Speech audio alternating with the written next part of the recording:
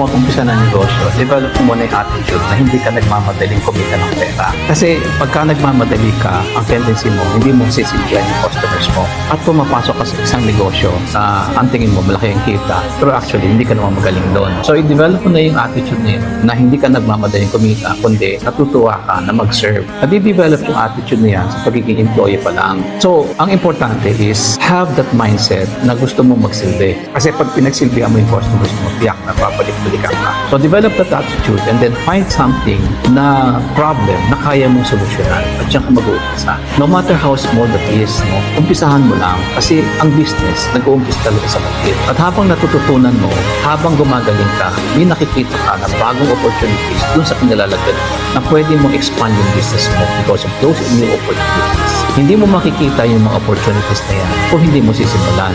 So ang unang-unang gagawin mo is develop that attitude of being a